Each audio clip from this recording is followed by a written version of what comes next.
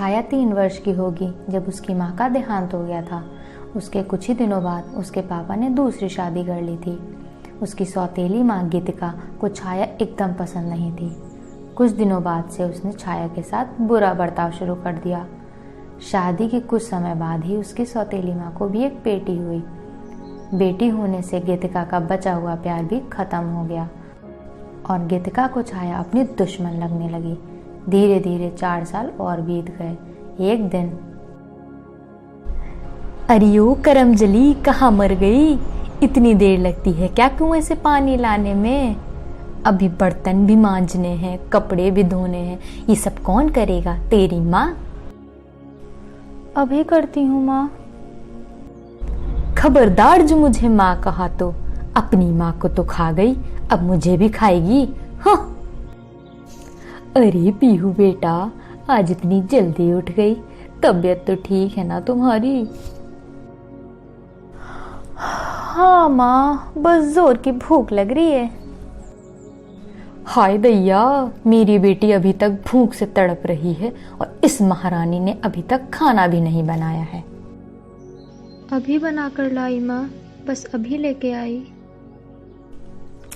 इस तरह बेचारी छाया को काम करने के साथ साथ इतने ताने भी सुनने पड़ते थे, लेकिन उसके लिए पीहू का प्यार चोट पर मरहम का काम करता था।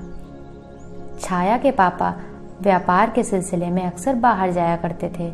इस बार उन्हें 1 हफ्ते के लिए शिमला जाना पड़ा। पापा के जाने के कुछ दिन बाद ही गीतिका का भाई केशव और उसकी बीवी काजल भी आ गए। क्या बात है बहन, चेहरा बड़ा उतरा सा लग रहा है।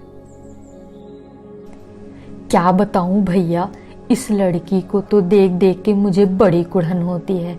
इसके चेहरे से मुझे नफरत सी हो गई है।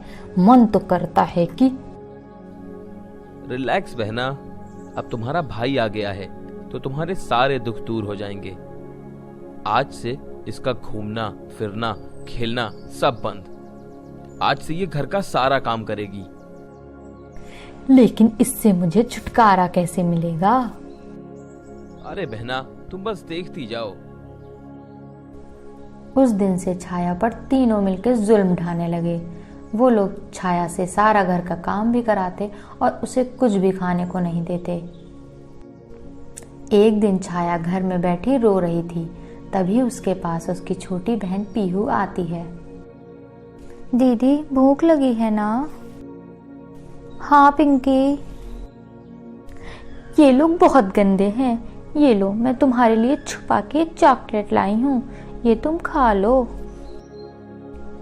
ये सुनकर छाया के होठों पर मुस्कान आ जाती है। वो पीहू से चॉकलेट लेकर खाने लगती है। तुम खाओ दीदी, मैं जाती हूँ। अगर इन लोगों ने मुझे देख लिया तो मुझे भी मारेंगे।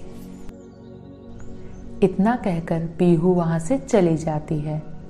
उधर दूसरे रूम में, अरे क्या कर रहे हो भैया आप? इतने दिन हो गए, कोई तो तरकीब निकालो इस मनहूस को ठिकाने लगाने की। कमबख्त की जायदाद में भी हिस्सा है। मैं नहीं चाहती कि ये जायदाद 2 हिस्सों में बटे। अरे तुम्हारे भैया ने ऐसा प्लान बनाया है कि सांप भी मर जाए और लाठी भी ना टूटे। अरे ऐसा क्या प्लान है भैया, मुझे भी तो बताओ। अरे बहना, तुम बस देखती जाओ। अगले दिन उस भयंकर षड्यंत्र को अंजाम देने के लिए केशव उस गिरोह के सदस्य को बुलाता है। गिरोह का सदस्य छाया को दूर से ही देखता है ताकि उसे पता न चले और कहता है,